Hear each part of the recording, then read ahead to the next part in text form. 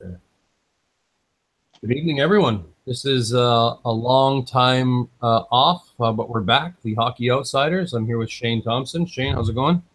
Great. Hockey's starting soon. Yes. Yeah. What is it? 5 days, right? 5 days. Yeah, right. 5 days, I hope. Yes. I'm Uh, ready.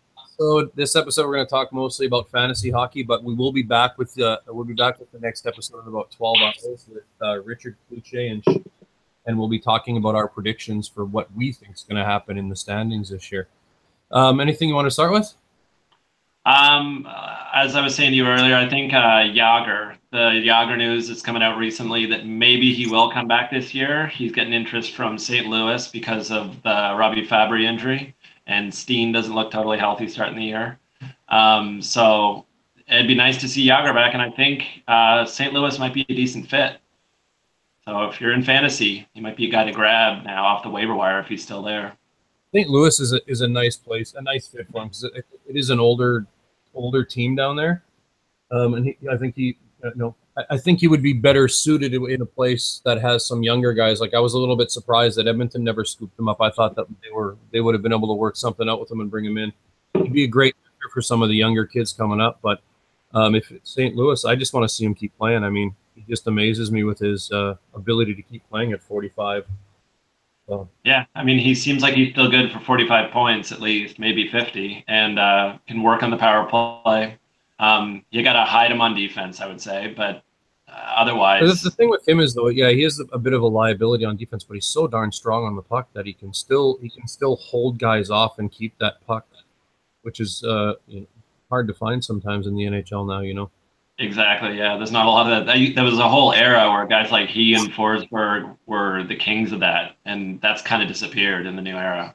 Now it's more guys like McDavid and Crosby who dominate, who can get up and down and with massive speed and burst. It's all about burst now. Regardless where he ends up, I would definitely like to see him playing somewhere, anywhere. He's a legend as far as I'm concerned. He's one of my all-time favorite players. Yager is. Number two scorer of all time. Like, Yep. it's crazy. It's like I never realized that until I saw it recently and just went, yeah, it makes sense. He's played long enough and he's been consistent enough, but I didn't think he was number two, and he's number two by a lot. Yeah. He's Not to nowhere mention, near. not to mention, he's just a legend for his Instagram. Some of the Yeah, stories.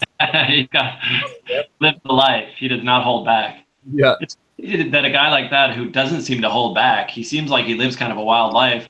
It can maintain himself at 43. Like you'd think he'd go off the rail. 3 or 45. How old is he? Yeah, he might be older, eh? Yeah, let's see. I thought 43, but I might be wrong. I thought it was 45. 45. 1972, February 15th. Wow. Pretty So impressive. I mean, think about that. 45 years old and he's still playing at the top level NHL. You know what I mean? That's pretty impressive. I think the Chuck Norris jokes that exist. There's all those Chuck Norris jokes. Well, I think it's going to change and become Yager jokes for hockey people. You just like just substitute one for the other. Yeah, yeah, Yager could do it. Well, So I just thought that was interesting. I think it'd be nice to see him back. Everybody loves him. He's so well loved around the NHL too. Like he's everybody who's ever played with him likes him. I think every fan loves him. So universally loved player. he's a legend on and off the ice. Yeah, it's pretty cool to imagine that he came up with Lemieux and all that stuff too. Like it was perfect timing. I remember that as a kid, those Penguins were in such an amazing team. Oh, they were so stacked, fully stacked. Paul, It's just Paul Coffey, even all those guys, even the Hall of Famers everywhere. Murphy, Coffee, and Tom Barrasso, I used to love. yeah, they had some great players in there. That's for sure. Wolfie Samuelson was a beauty. How about on the topic of your Oilers? What do you think of McDavid signing over the offseason and the Draisaitl signing in the offseason? I'll be honest with you. I didn't think that he would sign for that much. Although that it is a little bit of a discount on what he could have asked for. I mean, let's be realistic. He could have asked and gotten max on everything. Yeah. He's he's far and beyond. I personally think above any other player that's in the NHL right now. His skill set and his speed is just It's just amazing to me. Like, I mean, yeah, I love Sid Crosby too. I think he's one of those guys that everybody hates on and bitches about him being a sissy or a girl or whatever. But he's one of those guys that you hate playing against, but you love having on your team. And those kind of players are the ones that I like the most when it comes to any sort of. He's a proven winner at this point, that's for sure. And that's the thing. He's so good. He's so good at both ends of the ice. But when you look at him and McDavid is just different, like a completely different level of what Sidney Crosby is. And that's not taking anything away from Crosby. That's just giving full credit to Connor McDavid. And yeah, he's like a little bit of a level up for speed and all that stuff. It's a scary thing to see that what is 19 or 20 years old, to see what he's going to be like when he's 26, 27, 28 years old. He could be 150, 160 point seasons if he, And he's not showing any of the signs of injury proneness like Crosby has too. Crosby's done well to stay healthy. I actually thought early in Crosby's career he might be done, like 5 years ago, 6 years ago, when he was getting those concussions. Well, he plays a different sort of game. He does play a heavier game, Crosby does, and that's one of the things that I like about him. He's not afraid to mix it up. He's one of those guys he'll hack and slash and do whatever it takes to win. And that's one of the things that I like about him, but that's what a lot of people hate about him. You know what I mean? But it's one of those things like I had mentioned this before on previous podcasts on some of the signings and some of the guys that I like the Oilers went and got, like guys like Zach Kassian and Milan Lucic. I love those type of players because even if they're not on the score sheet or you've known that you've played against them. And Sidney Crosby's like that every single night. You know what I mean? Yeah. I think it'll be interesting to see because Edmonton's going to be right there this year. And the pressure is going to be on McDavid. I think he's going to handle it fine. But I want to see how they do when they get to that, Game 7 this year and see if he can step up. He didn't play bad in the playoffs. I think in the playoffs was his main thing. I think that he was hurt. I think he hurt his hip. Oh, okay. So he wasn't at 100%. But I kept waiting for that game where he had a hat trick or some crazy performance that just makes you go, this guy is unbelievable. And then he was good, but he wasn't that good. But I noticed that he was a little bit off. I don't know for sure if he was injured, but it looked to me like he was laboring a little bit, and he just looked a bit off. But when it comes to the contract, though, I'll be very honest. I'm a little bit more concerned with Draisaitl getting his big contract than I am McDavid. Although I will say this, Draisaitl is one of my favorite guys on the Oilers because I love the way that he plays. He's a big body that is really – he's very young, very strong, but he's hasn't really proven himself to me to validate. Right, it's pretty quick to get all that money. Oh, yeah, and that's the one thing that kind of worries me a little bit because you've seen guys sort of do that in the past, and the biggest one that kind of pops into my head is Bobby Holik, right? I mean, he had one of those starts to his years where he was that big brooding sort of guy that no one could really control, and then he turned into a third-line checking center at an overpriced point. You know what I mean? Right. He became an untradeable contract, impossible contract. With Draisaitl, because he has he's a superstar as far as I'm concerned at this point in time. I just would have liked a little bit sort of a bridge deal there if we could have got away with one. Obviously it wasn't in the cards and that couldn't have happened, but it would have been a bit nicer to have that bridge deal maybe at 5.5 or whatever it might have been. But also in saying that, if everything kind of goes the way it looked last year, we have the next Crosby Malkin type of setup here in Edmonton, which is pretty exciting. I mean, I think the McDavid contract, even at 12, is a steal. I honestly believe that because I think that the next guy that comes along who's at that level who gets signed is going to get 12 as well, and he's not going to be as good as McDavid. That's probably right. Who? John Tavares. God, you should not get. See, that'll be very interesting because he's not the same player he's clearly not the same player as McDavid. I think if he stays in New York's going to have to overpay to keep him there for the simple fact that they haven't really built anything around him. So he is not going to stay in New York. I could not imagine that team is. I wouldn't want to play New York. That's for sure. A little bit of a mess, but how often do players like John Tavares get traded or leave? Right, it doesn't happen very much anymore, especially Very true. the NHL is right. Yeah, it's very true. It's totally true. Yeah, that it seems like the writing's on the wall. Like he wants out. They're not building a winner. Like they're absolutely not building a winner. Everybody keeps like the pressure's on the organization. They have to make sure that they've got a winner, like a real chance next year. But, I mean, even take New York out of the equation here now, because the biggest talk up until last year was him maybe signing with the Leafs, and the Leafs have sort of given up on that, I think, because they've got their two young studs there too with Matthews and Nylander. yeah, So where would Tavares even end up? I mean, right. There's Rangers are always an option. forward to bring in a contract like that, or even a player like that, without moving pieces out. So it's a really unique sort of a situation when he comes up, because again, it was kind of like the goalie situation last year. There was like 4 or 5 really good goalies that were sort of coming up, but maybe 2 or 3 teams that were neat, could possibly have taken a goaltender on, right? So it's the same sort of situation. You've got John Tavares, his contract is coming up. New York is where he's played. And like I said before, not very often you have players like that get dealt. But then if you kind of look at it, where would he go? Where could he go? And whoever gets him is totally going to be terrified of when he wants to sign, because just what you just said, he's the next guy up. McDavid, maybe he took that discount at 12. Doesn't mean Tavares is going to want a discount. He might say, well, the max is 14. I think I'm max, but I will take 12. Yeah. And that's him even saying I won't take max.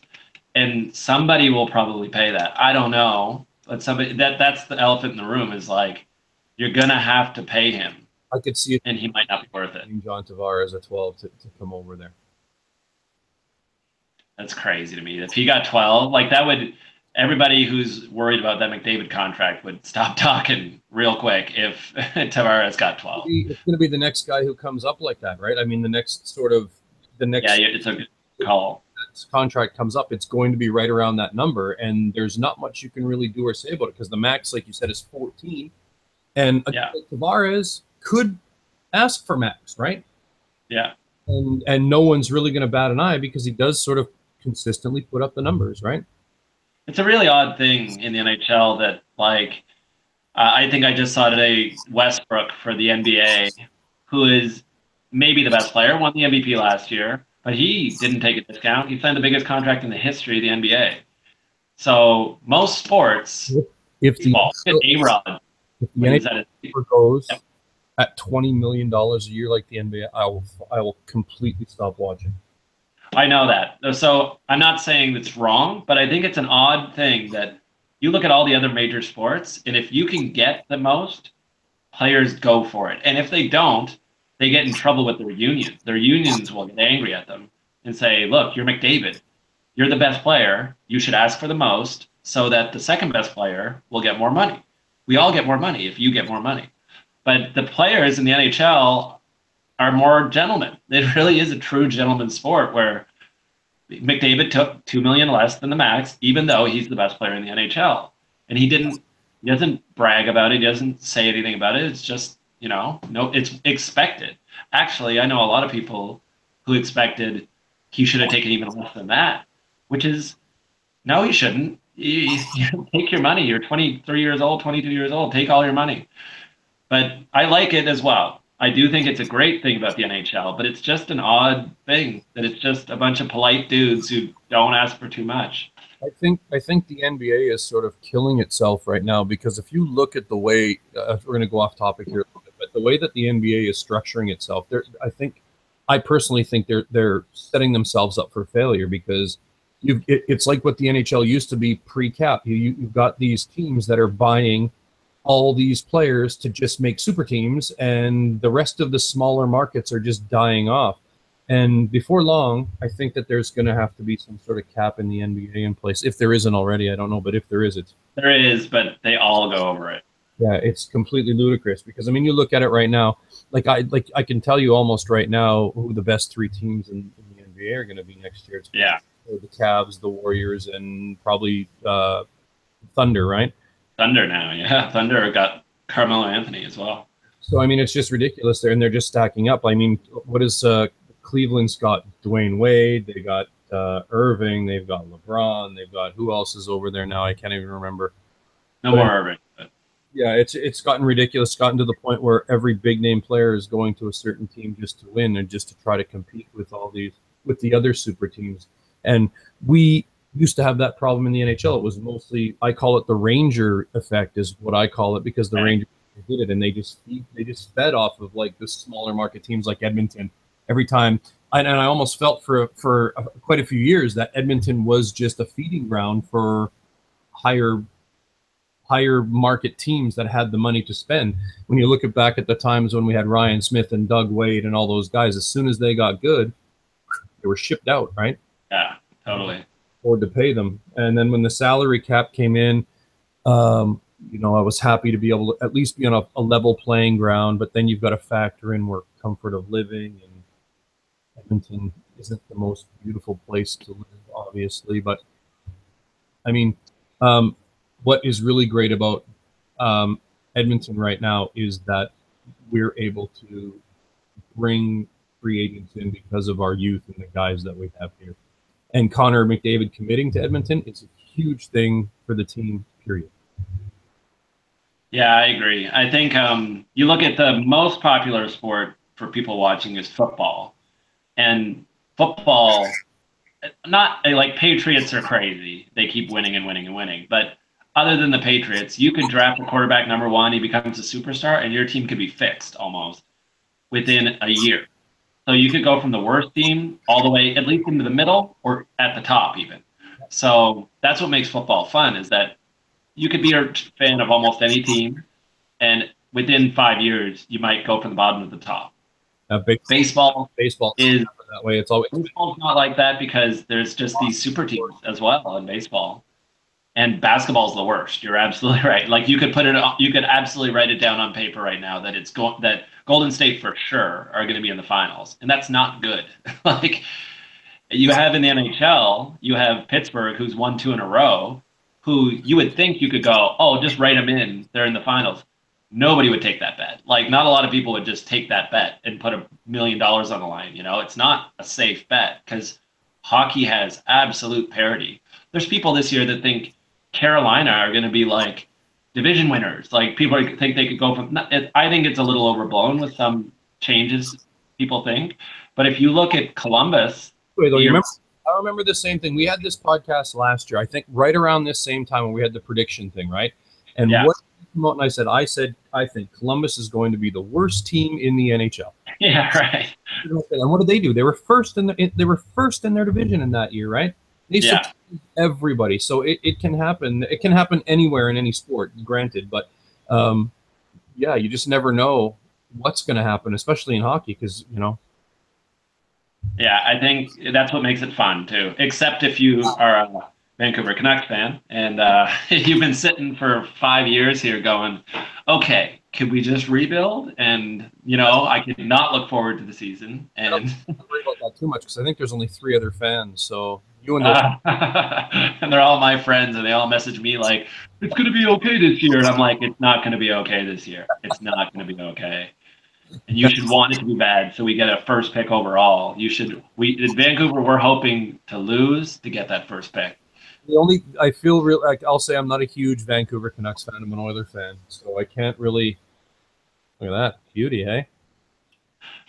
What? Is that a Versace or is that the Canucks jersey? Did you see that?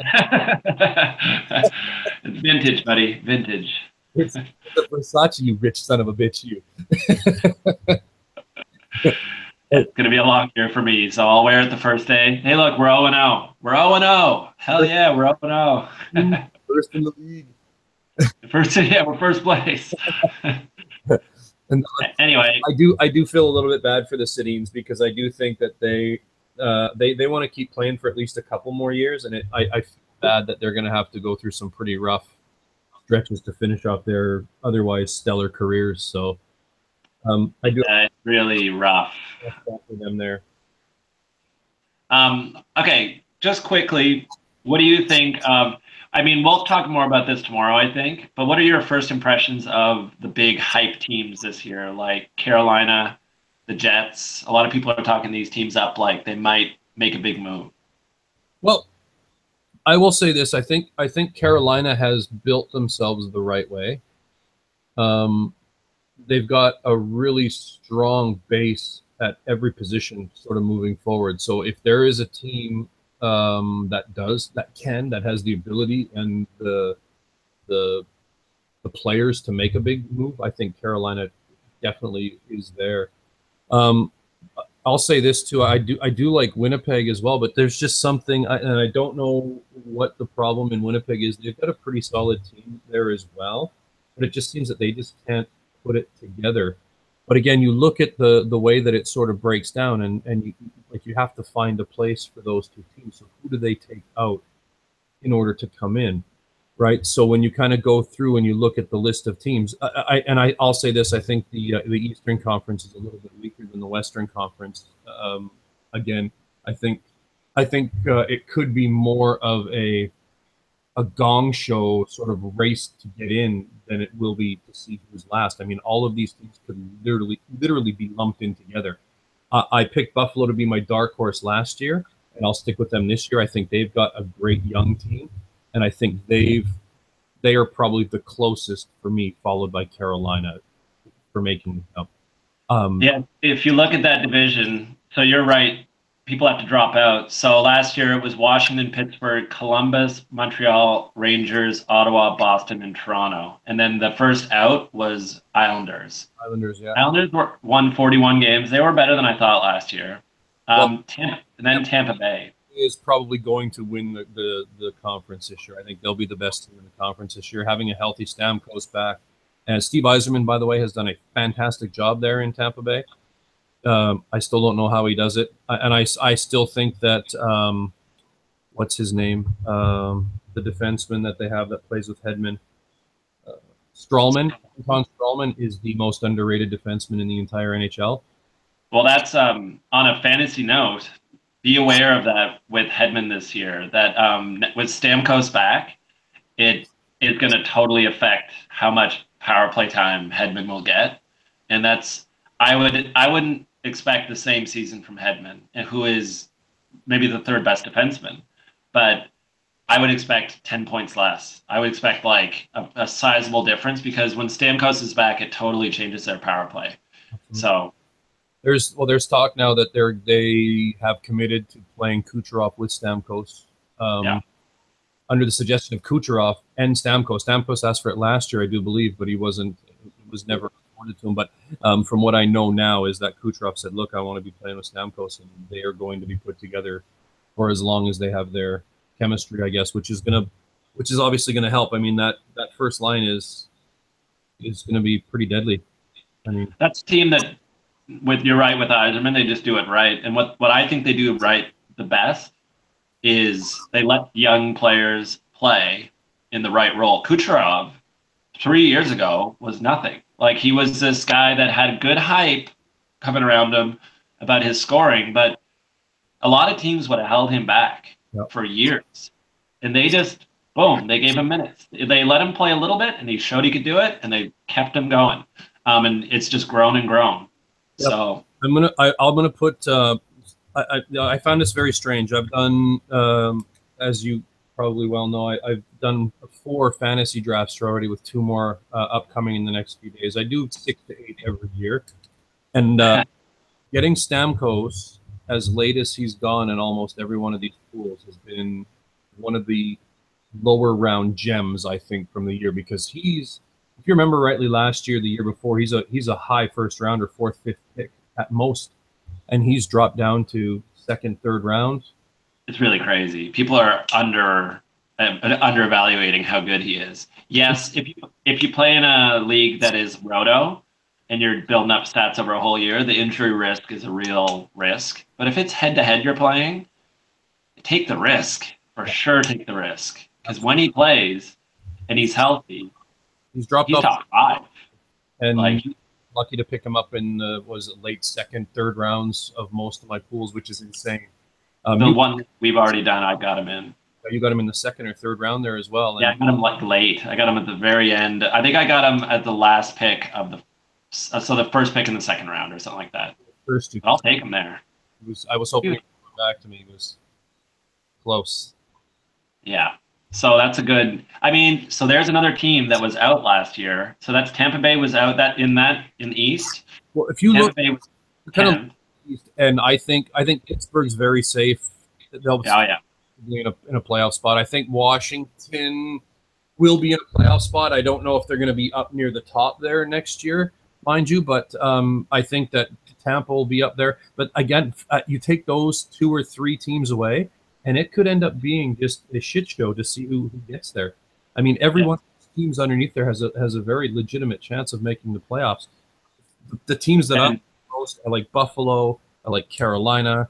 I think the Rangers will make the playoffs, but anything aside from that, like Ottawa, Boston, Toronto will probably make the playoffs. I would assume unless they have a bit of a step back, with the sophomore slump type thing, but I don't see that happening with Matthews. Maybe Nylander or Marner, but I don't see it happening with Matthews all that much. But I mean, you take even Philly has a pretty decent chance this year if Claude Giroux kind of turns himself around, who's been another really big faller in the drafts, by the way. All of those guys, all of those teams have legitimate shots at making the playoffs, and I wouldn't be putting money on any of them. I wouldn't put money on Montreal the way that they've kind of played the season as well. I mean, and they were the top team in the Atlantic, right? So I mean, you take a look at that and you go, wow, well, will they finish there this year? I'm not so sure they will. I like the act of Drouin, but they lost gradually. And they lost Markov, and Markov's an underrated loss as well. He's been a steadying guy.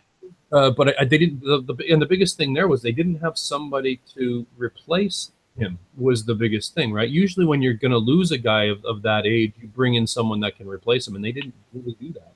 And they lost Beaulieu too, who could have been the guy who replaced him, and he's also gone. And Buffalo loves that. Buffalo is loving having Beaulieu, who's got upside as well in fantasy. This is why I said before that I think Buffalo's right there. They've got a really good young, solid defensive core with Ritzalainen and Bellio or whatever his name is. Yeah. We've got some gritty guys back there and some really good forwards as well with O'Reilly and Eichel. Yeah, they might be the most talented young team in the NHL. Like, just if you just look at the pedigree of their draft and the hype around their players coming out. They also have Alexander Nylander, who is hurt at the beginning of the year, and he might be in the AHL at the beginning of the year. But he's a good guy to watch too, because if he gets the call up at some point, watch for his name. Because if you see his name get on the ice, they'll give him chances to score, and they'll put him right away with Eichel and players like that. So I think he'll be. I think they'll be a team that's made the jump into the playoffs. So, like I said, I think the East is a bit of a crapshoot. It's going to be interesting to see because, I can see the Rangers making it and Washington. I don't see Columbus falling off that much, but there's already talk that they're putting Nick Foligno on the third line. Ugh. It sounds insane to me. I don't understand the thinking with there. He was the best player last year, and the captain. So yeah, I'm not sure if that. I hate Tortorella. Tortorella always burns out. So we'll see this will be very interesting this year. If I would be surprised if Tortorella lasts the whole year. If they he kind of has that pedigree, right? He comes in and he does a good job, and then he just sort of wears out his welcome really quick, right? Yeah, he makes them work hard, which is great. But players burn out, and they don't want to hear the same voice if it's just grinding them in practice every day. So at a certain point, I'm hoping that they do well. I like Buffalo. I'm a fan, sort of. It's very interesting because the only teams that I think there's a few teams that I think are just done. Like New Jersey have no chance this year. Detroit have no chance this year, which is really sad. Like Detroit, when I was growing up, that was the perennial team that you knew was always going to be had a chance to win it every single year. And they've nothing. years in a row in the playoffs or some crazy shit like Yeah, that. they had the longest streak ever in the history of the NHL of making the playoffs, and they missed it. So I think that they know they need to rebuild, and I think that they've been a bit stubborn with it up to. Yeah. I think the realization is there now, and they know that they're going to be in tough. I don't see them getting anywhere near. One of the teams that does interest me the most to see where they go is Florida. Because since the loss of Yager, they've sort of just hovered at mediocrity, and it's a really weird thing with that young core group of guys that they've got there, Barkov and Huberdeau and Ekblad and all those guys. It's going to be really interesting to see how they turn it around or progress, I guess. I mean, that's a big team to watch. Everybody knows they've made mistakes in the offseason. They didn't deal with the expansion draft well at all. They lost guys, and so they have no more Marchessault, who is a valuable player, and they lost Riley, who was maybe one of the better players that got scooped up. But they also had an injured Huberdeau all last year, and they had Barkov, who wasn't fully healthy. So those two players back in their lineup alone should lead to a bunch more wins. I think Barkov in fantasy, big time, nice guy to grab later. Not later, obviously, but he could have a great year. He's got the talent of a guy like Draisaitl. I saw their numbers posted against each other with a quiz to guess who the players were. Barkov has better per game numbers than Draisaitl. So that's Barkov's quite a bit two-way. He's a better two-way player, I think. Yeah. But yeah, they're going to be interesting to see where they sort of land. I think Philadelphia needs a little bit of help. I mean, they need to have Gosselin come back and at least be a little bit sort of like he was in his first year. They don't need to perform at that level the whole way through. But I mean, to have him at least be a serviceable NHLer was definitely going to help them out a little bit. But I think they could be right there as well.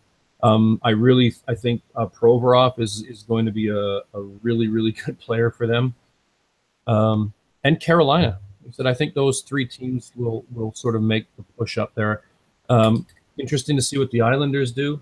As you know, was never a big fan of Eberle, so him going to the Islanders, he couldn't really do much better. He couldn't do anything more playing with McDavid. I'm not sure what he's going to be able to do playing with Tavares. So, yeah, I just see it. I don't see them as a team that's going up or down. They're just sputtering where they are and never going to get better. They don't ever fix their goaltending situation. They always have average at best defense. They kind of just put Tavares out to dry and just leave him and hope other people pick up around him. Yep. So they got rid of most of the guys that he really enjoyed too, like Oposo and all those guys, and they never really filled those voids with anyone. Although I do think Ho-Sang may be a nice sleeper pick for somebody in the later rounds. I think he has the NHL talent to be a really big point producer. But again, that might be a year premature. That might be it's a stretch. I mean, it's definitely a bet, a safe bet later on, but not what you want to bank on in the first half of your game. That's for sure.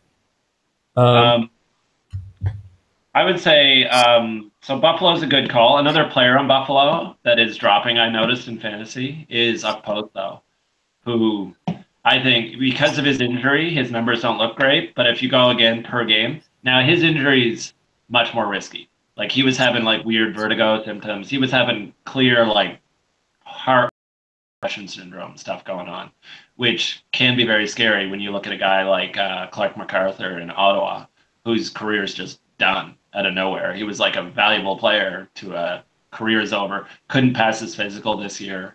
He's out of the league. Really sad, actually. I feel bad for that.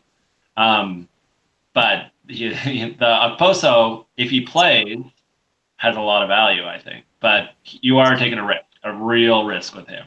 Yeah, I think that's the thing is that he'll get picked up if he does start to perform, and I think he's going to be given every opportunity to perform very, very well in Buffalo. So he's going to be playing with some very talented players there, regardless.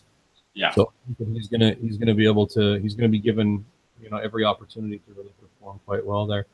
One of the players that I love the most from Buffalo, is I'm not going to publish this till after our pool tomorrow, by the way. Yeah, please. Yeah, I was gonna say actually. Let's talk all about it. You'll know mine, I'll know yours, but I don't want everybody to know our stuff. Ryan O'Reilly. I love Ryan O'Reilly. He's one of those Yeah. guys that does it all. The only thing, here's one complaint that I have so far this year about the Yahoo setup. We always use Yahoo Fantasy for all of our fantasy stuff. I have heard that the ESPN one is supposed to be better. One thing that is a big thing for me is players that have dual position eligibility. Now they've taken that away from Ryan O'Reilly and made him strictly a center. I'm not sure if they're going to reinstitute him center left wing like he was last year, but as a center left wing and having that dual position makes him so much more valuable. He's one of those guys that plays in every single position. He's one of the better face-off guys in the league, and he gets you hits, points, power play points, shorthanded points. He literally does it all. He's one of those guys that I really like having on my team in Buffalo. So if you are looking for a guy that's going to get you all of those sort of stats, Ryan O'Reilly. The funny thing, I remember his contract arbitration. It was like a real messy, real messy. Colorado. Yeah, Colorado, and they just didn't want to pay him. He was worth it. He was absolutely worth it. They should have just bit the bullet and paid him, and they might not be the terrible team they are right now. I think Colorado is a huge mess at this point in time. I mean, they're what are they going to do with Duchesne? Like, I mean, that's just insane. They went from McKinnon now. One of the most exciting cores of young players to having one left. I mean, one. It's crazy, and it's Joe Sakic, who's like legendary, like Yzerman. Like Yzerman came in to Tampa Bay, and he has the name, but he also, when he worked with Team Canada, he also made good decisions, I think. And pedigree, that's what it is. He's really earned the reputation of being a very, very good general manager. Yeah, and he's just made good decisions. Like the team hasn't been perfectly successful, but their star player has been hurt like pretty consistently the whole time. And he's not just a star; he's the first pick overall. That good, like so. As good as Nail Yakupov. Yeah, right.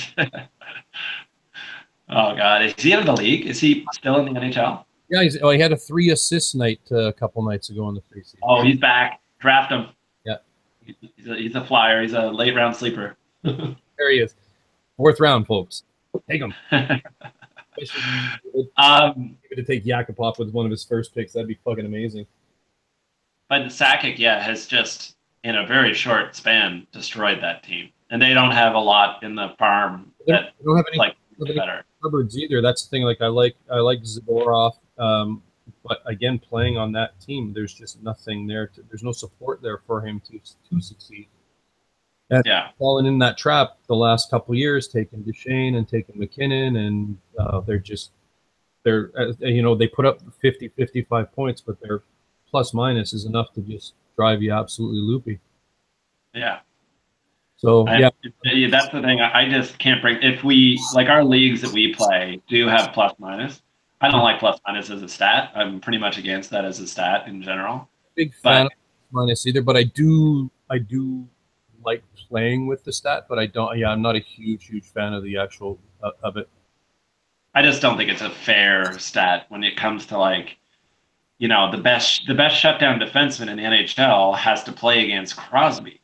So it's not really fair to say he's he deserves a -2 on that night when he's the one that is forced to go against the hardest offensive players in the NHL. I just think that just draft Pittsburgh players and you're good to go with plus minus. So let me ask you a question. What do you think about the shorthanded points for if you're doing a league? I myself, it's all right. I think they're great because I think that there are some guys that really excel at shorthanded. Yeah, you can find the guys. Like I have a few guys in Ottawa. Ottawa's a team that scores shorthanded. Like that's a sneaky team that gets. Peugeot was really good last year. Yeah, and I have Peugeot. That's sorry that you said that. Peugeot was now he almost didn't go drafted in my other league, and I could have kept him as a keeper, as a dollar keeper. I almost did because he's a little bit of everything. I think he's just a good hockey player. I think he's going to wind up being a 45, 50-point player in the future because he's just good all around. And they play him in tough minutes, and he's a plus 25. So that says a lot. So I I think really he's an underrated player. Blake Wheeler, or not, sorry, not Blake Wheeler. Brian Little as well was really good for shorthanded points as well. Yes. It's those speedsters. It's those guys that get the shorthanded time and speedsters. On Edmonton, trying to think, Letestu. Letestu is another guy who always, every year, he'll get a couple shorthanded goals, maybe 3 or 4. I like those. I like having the shorthanded goals and assists. I like it too because it does reward the defensive players, the guys that play on those penalty kills. It gives finally they get a reward. You know, because they say it's sort of a useless stat and it just ends up tied most weeks. And you're right. But then when you have those weeks where you get those extra points, it's sure nice to have them when they're there. Yeah, totally. And it's predictable too. It's not fluke. Those guys, you know who the guys are. If you really look, if you sort by shorthanded every year, you're going to see similar names at the top every single year. He used to be really good for shorthanded points too. If I remember when he was in the league as well, he was always good for a couple shorties a year as well. Yeah. Okay. I mean, we talked about a lot of the stuff that I wanted to talk about. There's a few for fantasy. If like, I'll tell you my quick hitting what my strategy is this year overall. Not really worried about your league and my league. I traded away my first, so I'm pretty boned in our league. I'm going to go for. I'll tell you my strat in our league is be very focused on who I get in those late rounds because I'm looking for keepers. I'm trying to get keepers, so I'm going to take more high but high upside next year, guys. Let's what our pool is like to everybody that is going to watch this, because I mean this might be some people might be in similar ones. Just to let everybody who's going to watch this, all three people probably know what kind of pool that we have, is that we run a really deep 14 manager league, and we have 28 picks. And basically how it works is that you get 6 keepers from the previous year, and it is what year they were drafted in plus 1 the following year. So if you took a guy like Ryan Strome, which we haven't talked about yet, but we'll get to in a minute. Ryan Strome, last year I was able to pick him up in the 21st round. If I kept him for the entire year, he would then become my 20th round keeper the following year. Yeah, I think it's a good way to do it. Yeah, and I really like the format and how we've set up our league, but that's a little bit of a brief introduction to our league. So at the end of the year, when some teams are out of it, they're trying to collect players that are keepers so they can be competitive next year. And the guys at the top are trying to collect the better players to try and cash in. So a big focus for me this year is going to be from about the round 24 down. I'm going to go for high upside, guys. I'm going to take those rookies earlier than most people. That was my strategy last year, although only a couple of the guys actually worked out. But yeah, I did the same thing from around 24. I took guys like Pavel Zacha. I took there was a bunch of younger guys that I took, Barzal, and I ended up with Hosang, but that wasn't through the draft. I picked him up on the waiver wire. Yeah. But I mean, yeah, there was Barzal, Pavel Zacha, guys that were sort of drafted the previous years that were ready to kind of step in and possibly have breakout years. None of them really panned out for me, but I think that's a smart strategy when you're in a league like this, because you might be able to get 1 or 2 maybe decently serviceable guys for 1 or 2 categories in those end ones. But if you end up with one of those keepers that do pan out, like hopefully Hosang does this year, it could be invaluable in a league like that because you're able to keep him in those dead last rounds. And I remember a couple of years ago, I drafted Ryan Johansson in the 28th round. And having him there in the 28th round for 4 or 5 or 6 years or whatever your league allows is priceless. It's worth weight in gold, right? You basically can't compete. If a guy's got 4 or 5 guys like that, it's going to be hard to compete with them. So you got to find your own. You got to and the only way you find your own is, the other way is, I'm going to watch that waiver really closely. I'm going to be watching real closely about who's getting a chance. and I'm going to jump on them early. And I think earlier on, I'm going to be biting on guys. And right at the end of the year, a little sneaky move that I always do, don't give up on your league, because you at least at the very end of your year, even if you're out of it, if you're in a keeper, watch the waivers, especially if you're allowed to keep waivers, because last year, the last waiver period in my other league, I added Scott Darling, thinking you never know. He's definitely going to get a chance somewhere.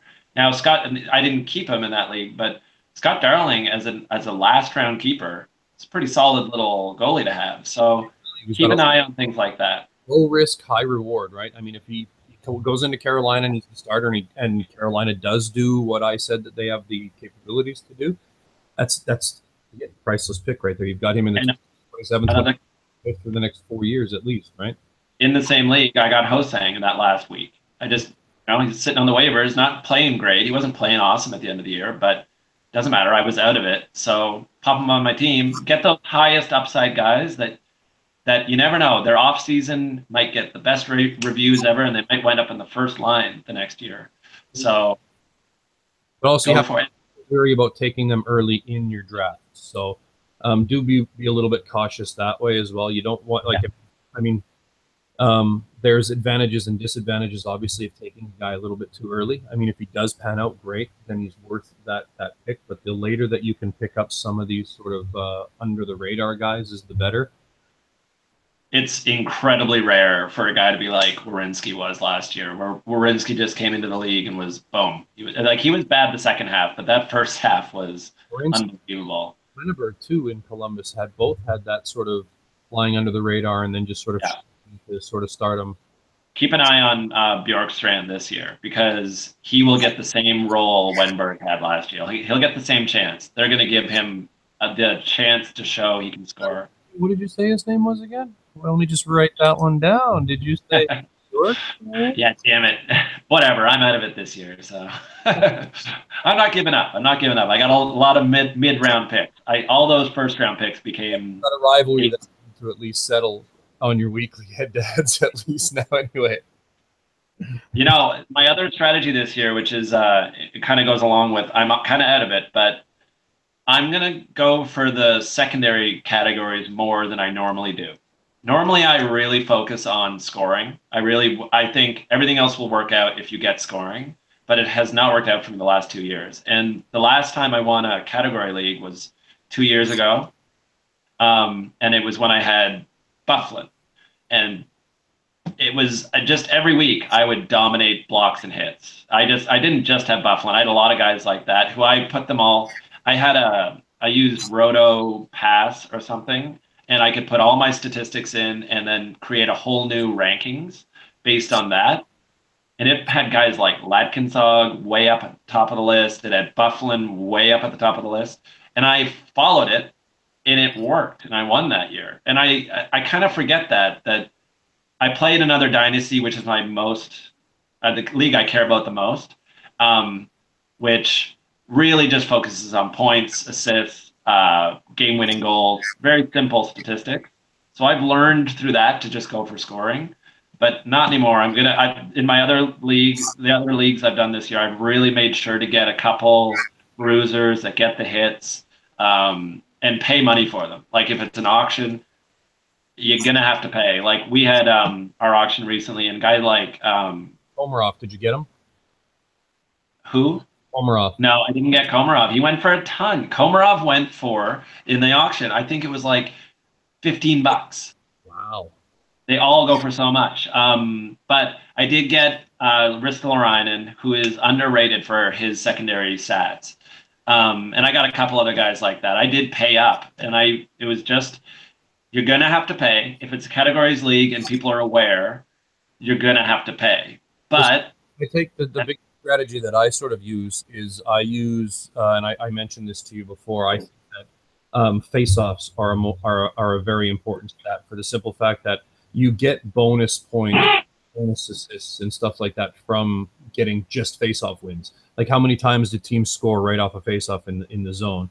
You're getting the face-off when you're getting a secondary assist, or even if it's a power play goal or a power play point or whatever it is. But I find having good face-off guys gets you a little bit more extra bonuses that way too. But yes, you're very much right. Secondary categories are very, very important, which is why I mentioned a guy like Ryan O'Reilly, because he wins those. He's one of the better face-off guys in the league, and he takes a ton of them.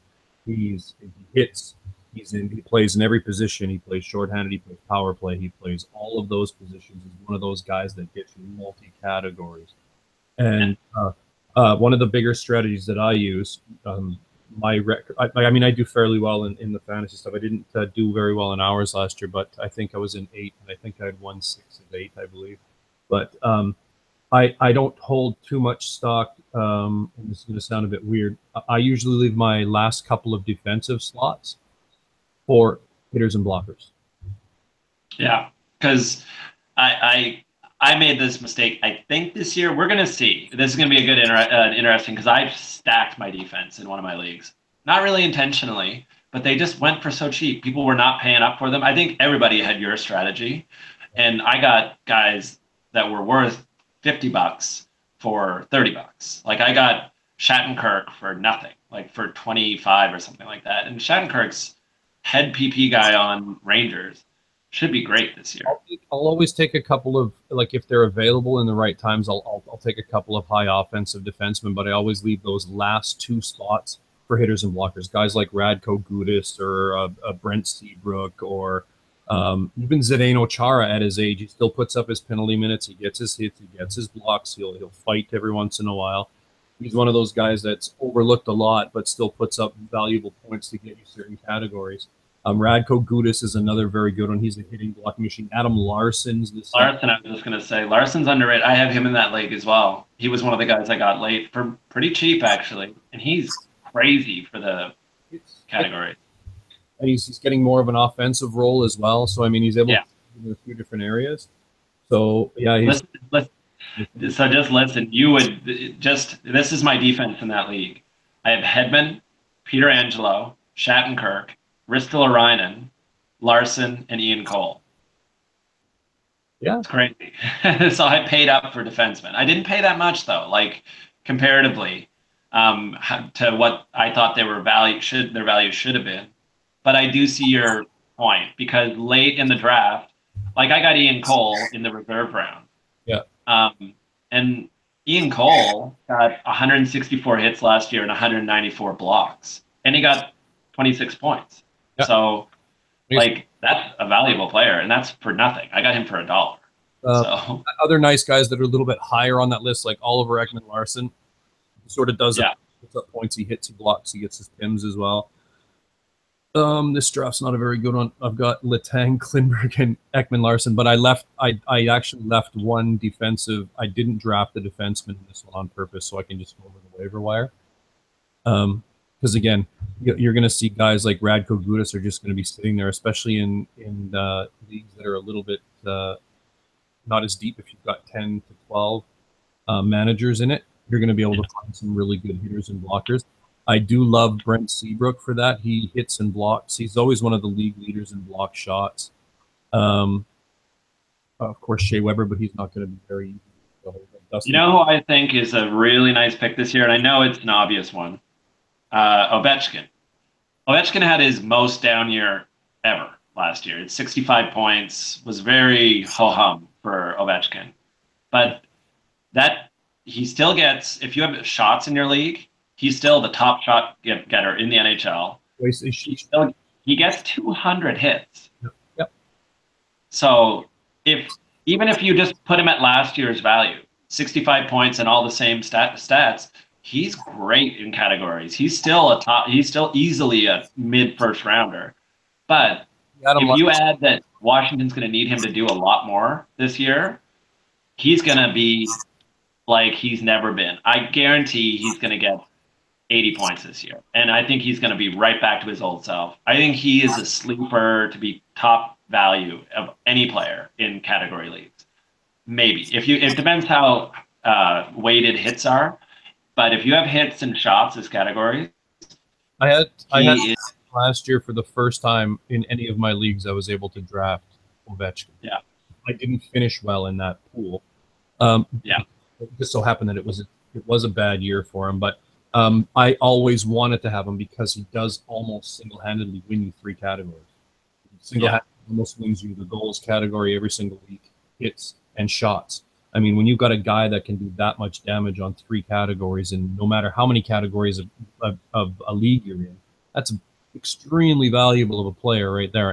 And that's not going to change because he did the same thing last year. He just didn't put up as many points, right? Exactly. What you just said there, he is like clockwork. You know his personality. You know he's not going to change. And he is gritty as they get, man. I love Ovechkin. He also has a place in my heart as it's very rare that a Russian comes over here and, you know, he's just one of the boys. He's got flash or whatever, but man, he plays with his teeth knocked out. He goes hard every night. You cannot disrespect the guy. So, and he also, you're gonna get the shot. The guy's gonna shoot. So, I would like to see him win a cup. He's one of those guys that I'd like to see win a cup before he. really disappointed in Washington the last couple of years. I picked them both years, I think, to win the cup. I'm not sure if last year I did, but I definitely did 2 years ago. In the finals, I do believe. So, yeah, I was a little bit disappointed. I thought last year was their best chance to actually win it all. I think it only gets harder from them from here on out. So I don't know how it's going to end up for them. I do hope that I don't hope they win the cup because I'm an Oilers fan. And if that happens, that probably beat my team. So, but I will say this though, the demise of the Oilers, of the Capitals, I think is a little overblown. I think that they're going to be fine. I don't think they're going to win the division, but I think it'll still be close. I think that they are deeper than people think, and I think that having those top guys, Backstrom is super underrated as how amazing he is. He's another guy who goes later than he should. I think the biggest issue with them is going to be guys like Burakovsky being able to step up, or those younger guys taking the roles of younger guys that they had to get rid of, like Oshie and so on and so forth.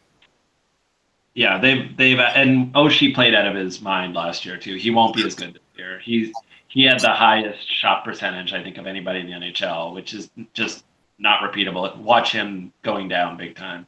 Okay. And they've lost defensemen too. Alzner was a valuable player. Like, I really think he was a valuable player. So losing him and not really replacing him with anything, and losing Shattenkirk and not replacing him. So more guy I'm going to bring up with your hits and blocks is Dan Girardi. Dan Girardi's going to be played, and he's going to be in a perfect role in Tampa Bay to do exactly what he did with New York the previous years before he sort of fell off. He's not going to be thrust into a 2D pairing man. He's going to be a third pairing defenseman where he needs to be. He's going to hit, he's going to block, he's going to do Dan Girardi things, and he's going to be a nice late round guy who will do those things. I just today made a couple offers in my dynasty for him. Yeah. I also, the guy had him on his trade block, and I'm like, I looked at it and I didn't even realize he was on Tampa Bay. And I saw he was on Tampa Bay, and I was like, oh God, I'd love to have Dan Girardi on Tampa Bay. He's going to get played in the right role, and he's going to do just fine, you know? Behind Hedman and Strawman, he's going to be paired up with probably, I'm not even sure who he's going to be paired up with, but it doesn't really matter. He's going to be in the absolute perfect place to thrive. Gonna hit them. You know how he's one of those hitters, blockers who does those two things extremely well. He's not as fleet of foot as he used to be, but he's still very, very much valuable as a third pairing defenseman, I think. And I still think Dustin Byfuglien has a lot of value. Like, man, he's a fantasy. I bet if you look in fantasy leagues over the last 5 years at teams that win category leagues, I bet there's a pretty high percentage that have a guy like Dustin Byfuglien on their team. Dustin Byfuglien and Brent Burns. Those two guys will win you a lot of games. Just monsters. They just get everything done for you, and they're consistent, and they even get the penalty minutes, which is if you have penalty minutes in your leagues. Something I'll give you a little bit of an insight of what my strategy is for tomorrow's draft. I actually purposely I had the third pick.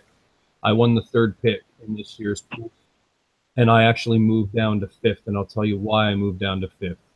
Because I think the best first-round player that you can draft, aside from getting Crosby or McDavid, or Ovechkin. I think those three guys obviously are the top three guys, but I think an even better category munching player in the first round is Jamie Benn. Yeah.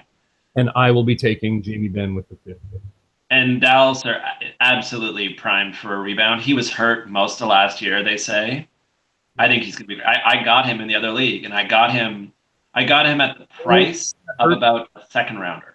Only thing that hurts his value is that Yahoo has him listed as strictly a left winger, where last year he was a center left.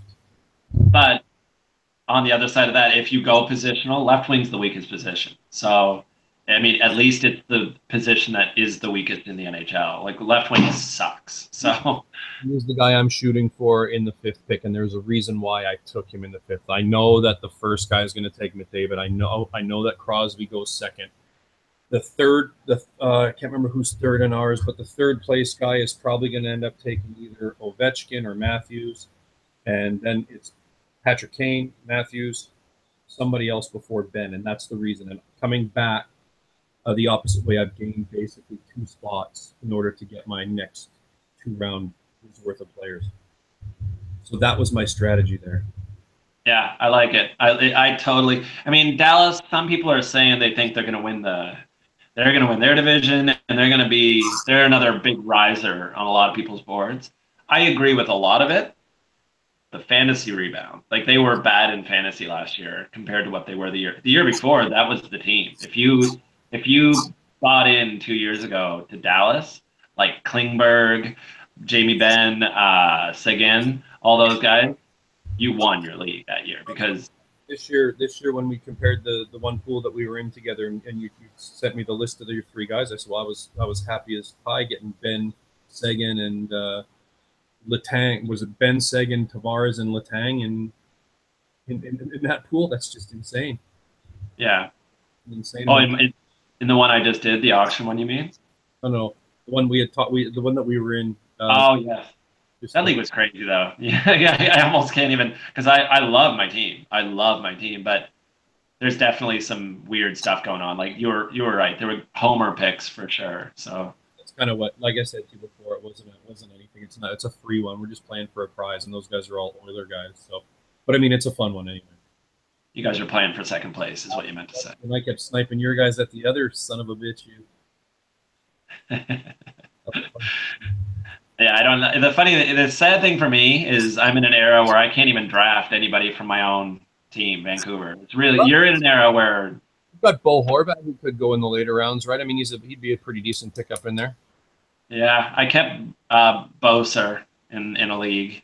Yeah. So I actually think one day you guys are gonna love Virtanen as well. Yeah, I don't know. I'm so disheartened. He's sort of one of those guys that I think's sort of like Matthew Tkachuk in Calgary. I think he's into one of those guys that's just an agitator that is going to chip in his 40 points, but still be able to rack up penalty minutes and be a real hard guy to play against. At least I hope he does, because he did seem to have that when he was playing in the World Juniors a little bit there. Yeah, I agree, but it's just not a happy time in Vancouver at all. Even like the Sedins. The Sedins are like last round picks kind of guys. Like, they're not even, nobody wants them. Nobody wants them. I will tell you, if you want to switch teams, there's a pretty good one. I am a little bit on board. You know I am. You know that we talk about it all the time. I give you the hat. Talent. Give you the hat. I don't know about that hat in particular. But I respect a guy like McDavid. Look, I cheer for Team Canada beyond any team. So just the idea that McDavid is Canadian and is going to be I'm rooting for the guy. Like, I used to root for Sakic even though he was on Colorado, because I don't like Colorado, but I like Sakic. And Yzerman too, those kind of guys. Who is your most hated team? Oof. I would have to say, and it's weird because this has changed, it's New Jersey. Whenever I think of New Jersey, I just get unhappy. Yeah. And I used to like them. It's weird, but I kind of liked them in the Trap era, even though everybody hated them then. Scott Stevens was one of my favorite players of all time. He was like Rafalski, Niedermeyer. They were all good players, but this new era, this new management, I pretty much, the teams I hate are the ones that I think are being mismanaged. The ones that I'm like, ugh. And they and Colorado are so mismanaged right now that I feel bad for the fan base, but I feel they deserve to lose because they're making poor hockey decisions left, right, and center. So His favorite team. I think it's your. Maple. How about you? What's your least favorite team? Don't say Vancouver. Toronto Maple Leafs. Oh yeah. Well, if you go back to Maple Leafs are definitely. If you're a Maple Leafs fan, I hate you pretty much automatic. So I don't know any of those people. I don't think it's I remember the days when it was Matt Sundin and then their pool of just dirty little rat players like Gary Roberts and Darcy Tucker and those guys, and I hated all having the Leafs news crammed down your throat in Canada, right? Oh God, yeah. Relevant teams and stuff, but it was always Toronto, Toronto, Toronto. Oh, Eric Lindros wants out of Philly. He's coming to Toronto. Oh, Wayne Gretzky wants out of Philly. He's coming to Toronto. Everybody wants to go to Toronto. Yeah. That was, and they make so much money, and they don't deserve it. God. Right. You even talk now. You talk to most normal, like even half. Ooh, that's gross. Eh? This is my chair. Half-educated people in the hockey realm, and they talk about stuff like, oh, well, who's the better player, Matthews or McDavid, right?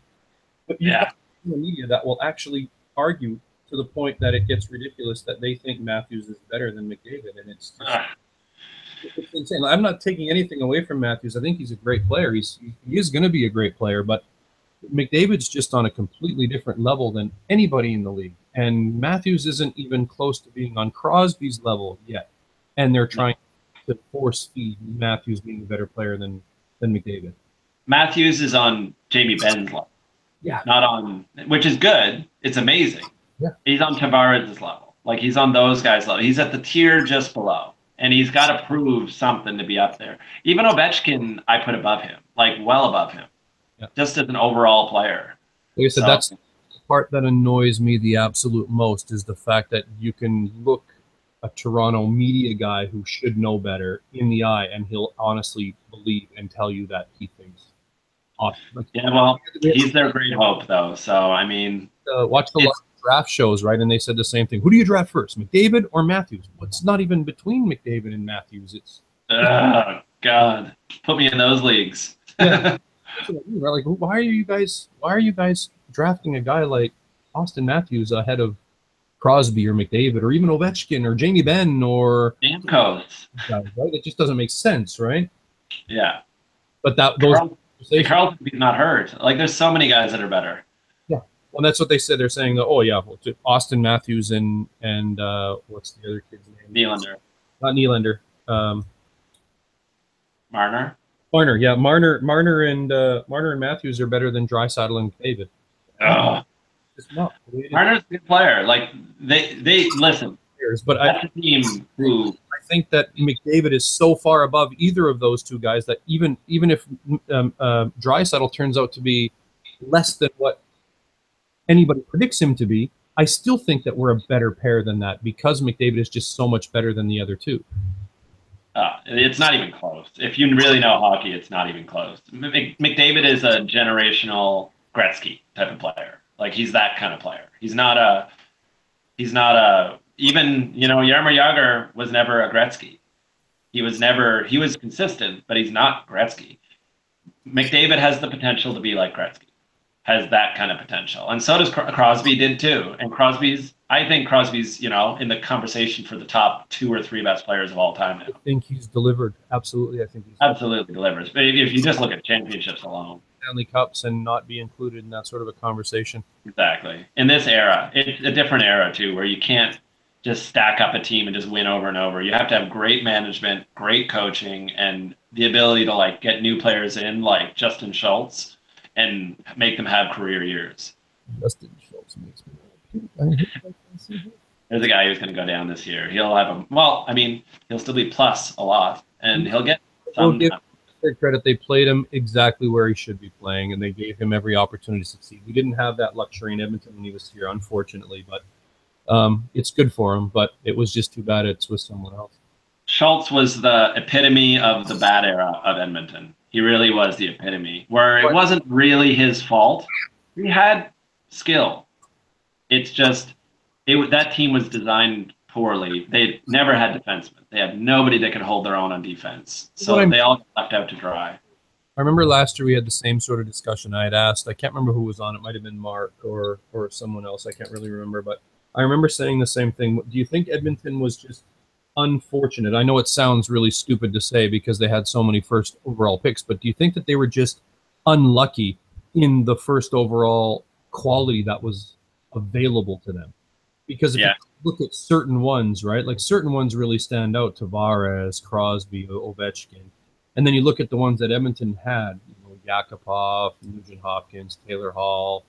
They're not on the same level as some of those guys that were taken before, even after, like Matthews and these kind of players, right? So if you go back, look at all the first round picks that Edmonton did get, yes, you're right, they were a shitty team and they were poorly managed. I'm not going to dispute that, but at the same time, I think that they got extremely unlucky in the picks that were there. Like, I mean, I think their biggest mistake was taking Oliver Seguin, but at the time, it was the pick that everyone said that they should have taken, right?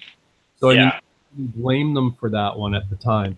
But I mean, the other ones, there's really not many other guys even behind them that were in the discussion for the first overall pick that you go back and take.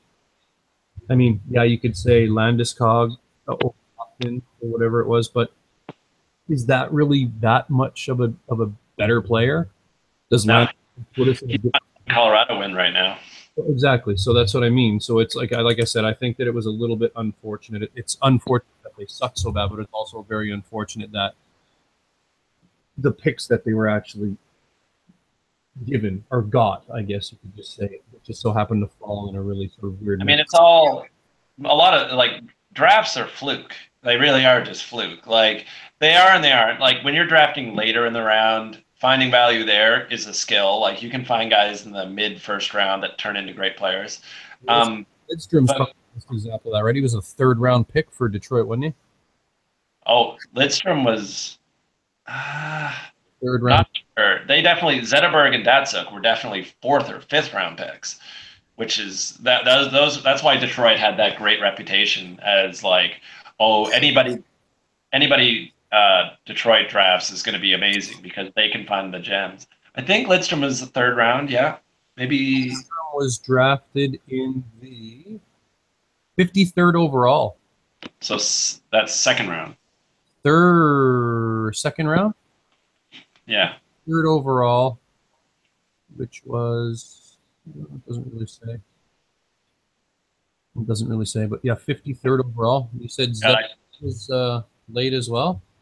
I used to love him, and I'm still a sucker for, like, I read scouting reports a lot on young defensemen. I love, my dynasty is all about defensemen, and the only way to get them, nobody will trade them in the dynasty. Yeah, Zetterberg was 210th overall. Yeah, and Datsuk too. Check Datsuk. Oh, that's insane. Yeah. So they used to be able to just find those gems. That's before all the teams were really deep in Europe, like really looking in Europe. And they were quick to be like looking in Europe and looking in Russia. 170. That's it. Yeah. So, you know, those are two Hall of Famers that you got in the fifth round and fourth round. Yikes. That's almost kind of disgusting. It's almost like they're cheating. I'm still a total sucker for, like, I remember Ekman Larson when he came up a few years ago. Everybody compared him to Lidstrom. Everybody was saying he's the next Lidstrom. He's built like Lidstrom. He skates. It's the smooth, long strided defenseman and never makes a mistake. When I see that comparison, I always draft them. Like that's I'm taking that guy. If you have Lidstrom somewhere in your scouting report, I'm going to draft you for sure, even if I got to take you early. So I've got Larson, Ekman Larson in a couple of my pools as well. Oh, he's a big rebound. He's a guy that is good. Arizona's another team that got better. For sure they got better. Who knows how good they're going to be. But they got better this year. On their young forwards up front, I think. You have to see guys like Domi and see if those guys can start to produce consistently is all. But I think that they could kind of fall in anywhere. But I think that the Western Conference is a lot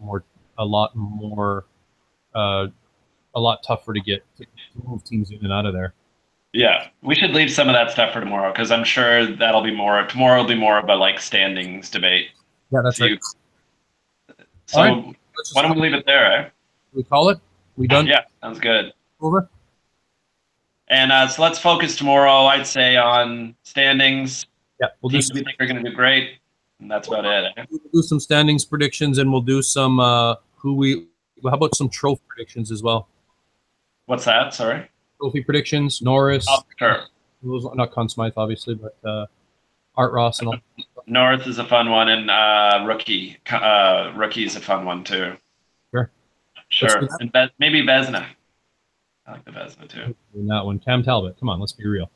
He's gonna have to maybe save a little bit more, like 92%, and then I'll feel. He's pretty good though. I like Talbot. Well, he's a steal of a player that Jeremy picked up in ours in the 6th round. He's nice there. Oh God, he's a guarantee for 40+ wins, which is money. My biggest hockey debate of the whole year was whether Cam Talbot's a good goalie or not, and it was during the playoffs. I had this argument with an actual Oiler fan. He swears up and down that Talbot is not a good goaltender. Oh, he's a divisive topic. I didn't know he was, but he's a divisive topic. And I was a little bit like, I kind of looked at him like, are you serious? Like, where the hell is this coming from? He's played up and down. I'll say that. Like, he's an up and down goalie. He has a really good game, and then he has an off game, and then he has 2 really good games, and then he has an off game, and then he has 3 really good games, and then he has an off game. But he's good. He's totally good. Take the refs and the shit out of the playoffs last year, and we're in the Stanley Cup Finals, I think. Exactly. And the days that, I was debating whether he was good or not with a Chicago fan while they were playing Chicago, yeah. And the next day, Talbot stood on his head and got a shutout. And I was like, I messaged the guy. I'm like, what were you saying? Yeah. And he's like, all right, you won this one. Yeah. I'm like, yeah, I did. Yeah, let's put up the numbers and what he did last year. I mean, he played a shit ton of games as well, right? I mean, he played a lot of hockey last year, and he was able to put up pretty strong numbers. In the NHL. He had the most games started of any goalie, I think, last year. I think he was the most consistent. That'll change a bit this year. I'm sure they'll play him a little bit less, but whatever. I think they kind of need to. Sure. Yeah. Man, I love your team, though. I'm jealous. You add one more defenseman, which will probably happen during the year. Like, it hurts to lose Sekaras, but ask it. What do you think? What do you think of the new jerseys that they've come out with this year for the Oilers? You're gonna have to show me them later. I don't know. I don't actually follow your team that closely. It is your team, not my team. They're good. They're so on fire right now. They're so hot right now. I like your old jerseys, honestly. Like your old classics are. I thought were super sexy. I really thought that the last year's ones were really sexy, but they've changed them up a little bit here. I'm gonna get some hate for this, but the Orange Crush, yeah, I get it. It's a playoff thing. I hope to God those jerseys, that bright orange, don't stick around. I like the bright orange ones, but the new ones are quite sexy as well. Let me see if I can show them to you. They've scrapped the orange ones though. They are going with classic colors, blue and white. Blue and white. Let me see if I can find them. There doesn't seem to be any pictures of them up here right now. That's a little bit weird. But they are sharp looking. They are very, very sharp looking. Is Edmonton as much of an oil town as Calgary is? It is the oil town. Okay. See, I don't even know. I've lived in Calgary. I've never lived in Edmonton. That's where, yeah. Flame. I mean, I don't have anything against. I mean, I'm supposed to hate the Flames, but I hate the Oilers. I hate the Leafs a lot more than the. As any true hockey fan should. Well, there's a lot of. I honestly don't have any friends who like the Leafs. I don't think. We have lots. There's lots, and we probably do. Yeah, we hear their delusion all the time, and that's what makes us hate them even more, I think. And they're another team you can't say doesn't have a good team this year, too. They're definitely getting better. So. Well, they're right there. I mean, yeah, like I said, I understand why they're excited about their team, but let's just be a little. You know what? If we went back during the McTavish and that era in Edmonton, and you asked me who's my least favorite team, on the same notion of I hate their GMs, I don't like their GMs and their president, it was Edmonton. I felt bad for the fans, but I hated the way they were building that team. I hated who was paying money. Absolutely agree. I was very, very, very, very vocal about that for the longest time. I don't know if you remember the Kevin Lowe Must Go campaign thing that went up there. I hated Kevin Lowe. Did you know that the guy that we had on our podcast before, his name's Pete? I don't know if you were on with Pete before. I don't think so. Pete was Maybe. the one who actually organized the sign that had Kevin Lomasco out front of the Oilers head office. He was the one who actually had that. He started that whole movement of having that stuff done because he was just a pissed off fan that had enough. And it wasn't even so much that, I mean, of course the moves that they made were the worst part, but his smug, cocky attitude was the worst part. Yes. So I mean, I just hated the fact that he turned into such a smug, just They drove me crazy. Kevin Lowe and McTavish, I didn't know how they were making money. Like, I didn't know how an owner was paying them money to do anything because they didn't know what they were doing. most confusing thing to me is that it was a couple years before they fired Craig McTavish.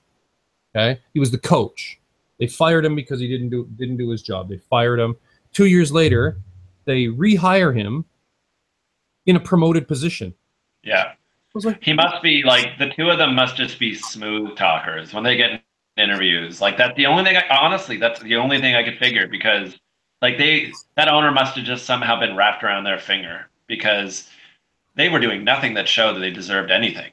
And they just had their job forever for a whole era of bad teams. like I said, it was crazy to me. I couldn't understand it for the life of me. And there was just some of the moves that they made. I just, it was really hard. It was a real big struggle. I'm a really big Oiler fan. I've loved the Oilers since I was a child, and it was really hard to stay a fan for the last 10 years. And I'm glad that that's over, because that was one of the hardest things to go through, was that. I'm terrified right now because I feel like Vancouver, we're on the edge of the same situation, dude. And I've seen it, and I see a team that doesn't realize they're out of it and keep buying players every year, like Gagne this year, and they just got somebody else. Vanek, they just paid up for Vanek a little bit. Like, don't buy anyone. Stop buying players. I don't want you to buy any players. Play your first rounders from 2 years ago. Yeah. Let them try. Let them fail, but let them learn. Put a few veterans. That they have to do is they have to let their younger players start playing. I said the same thing in Edmonton all the time too. Like, I remember when Edmonton was losing really bad and they had like Yakupov, and I said, well, if worst case scenario is if they've completely lost interest in Yakupov, go ahead and play him, create some value for him, and then deal him away. Don't hit him, bench him, and then trade him for nothing because you can't get value. That is the worst possible thing that you can do in this situation, right? I mean, it's absolutely the dumbest thing that you could possibly do at this point in time, for the simple fact that he has zero value. Play him on the top line with McDavid. Give him 20 games there. We weren't going to make the playoffs anyway. Give him 20 games, create value, create some hype, give him every opportunity to succeed, and then you trade him away. At least then you'll be able to get some value, right? It's obvious. Like, it's so obvious. These are the new jerseys here. Check these out. Okay. Oh, those are nice. Those are classic. Yeah, they're pretty sharp looking, I think. I like the white especially. The green, not the green. The orange is not that bad either, actually. The orange one is all right. I like the white though. White's classic. That just almost looks like a classic jersey to me. I'll try and find the blue one here as well. It was they're actually all quite nice looking. But there's no more orange jerseys. They don't have a third jersey this year, right? Because they've scrapped all the third jerseys, right? Oh, did they? I didn't even know that. Yeah, there's no third jerseys with. Oh, I'm not going to see the Vancouver Canucks with the old classic with the sticks on it. I love that one, man. Canucks have a lot of different jerseys actually, which was surprising to me. They do. This one, don't see this one anywhere. They will not put this one back on. I think they should. I actually like this one. I like the black one. I do too. I love it. I love it. Okay. $50 question. All right. Can you guess the name on the back? It's not impossible, but it might not be as easy as you think. I think you had number 8. It's got to be Larionov. No. No? It's number 9. Is it Bure? No. The number should give it away. Gilney. Oh, that's a beauty. Yeah, McGillney. Yep. Worn off a bit and played with a few times. Yeah, he's a good player. I like McGillney. I love McGillney. I love the Buffalo team that had he, Howard Chuck, and LaFontaine. Oh, hey, And then, I'll give you a little heads up. You're Canadian, right? yeah. If you have any family that frequent Tim Hortons, right now they've come out with the new Tim Hortons cards. Get your mom or your folks to pick them up if you can, because there's a bunch of really good cards in there that are worthwhile keeping. I don't know if you collect hockey cards or not. I'm a big hockey card collector, but being over here is virtually impossible. I when I was just home in the summer and I checked out my old cards. I've got a bunch of good ones, and Yeah. I decided as a little gift to my buddy's 10-year-old, I would take a couple of my nice ones and like with nice sleeves on them, and I'd give them to him. Yep. So I went over to the place, and I was like, you know what it was? It was like Mark Messier, like third year, Patrick Waugh rookie card, some nice cards. Like they're probably not worth that much, but expected I would give them to him, and he'd be like, "Wow, this is so cool." I gave them to him, and he looked at me and he went, "I've seen all these, but thanks." Like just like that. I've seen all these cards. They're all right, but thanks. I know you tried. Is what he said to me, and I'm like, "You tried. You're 10 years old, and you're telling me, oh, you tried." I know you put effort in. Yeah, at least you put in an effort, at least. It's so funny. I'm totally. He wanted a Minecraft game, or and he was like, "Dude, nobody looks at these hockey cards anymore." Yeah, that's always the way it works. I teach these kids every Wednesday and Thursday. This is a little bit off topic. It's not hockey related, but we went and they got a new Switch, and they said, "Oh, hey, why don't you come and play Switch? We were going to play some Mario Kart." So I said, "All right, yeah, okay, I'll come and play some Mario Kart." I used to play Mario Kart. I mean, it's Mario Kart's Mario Kart. This little girl, she's probably about maybe 5. We start playing. Yeah. And she goes and she bumps me, and then she goes around me real quick, and she goes, "Move, bitch, get out the way." Oh, wow. Like, what did you just say? Did you just completely ruin me and then call me a bitch? Like Taiwanese kid? That. It was pretty funny. Is that Taiwanese kid too? All at the same time. Yeah, she knew the song. Move, bitch. Wow, crazy. Dad listens to retro hip hop. Yeah. It was hilarious, but stunning all at the same time, right? So, yeah. I should be angry at you, but you just own me. Totally, yeah. You own me right there. I feel too weak right now. Super fragile right now. You kind of crushed it. All right, so I say tomorrow we'll do the standings. There's tons to talk about. Tomorrow I'll try and get one more if we can, but as of right now, it's just you, me, and Richard Cloutier tomorrow. So that's cool. It'd be good to have a different voice on for sure. So Richard's a hockey blogger. He used to be an Oiler blogger for Hockey Buzz, and he's done a few of his own things. He did Puck Rant. Okay, cool. I mean, this is a good year to go deep into the Oilers too. Like, normally I would be like, "Oh, we can't just focus on your team," but it's a really interesting team this year. It might be the most interesting team in the NHL because they could win it all. Yep. Who knows? So if they make a few little changes, I'd like to know your guys' opinion on a lot of stuff in Edmonton. So, well, we'll have lots to talk about tomorrow. Let's catch up with this tomorrow then. Sounds good. Thanks. Appreciate it. Appreciate you coming out, Shane. Thanks again for the time. Yeah, let's try and make it more frequent if we can. Yeah. Get one a week if we can. Shoot for the easy stuff and see if we can just keep them rolling from there on out. Sounds good. Right, thanks for paying attention. Thanks for watching, everybody. We're the Hockey Outsiders. Talk to you soon. Peace out.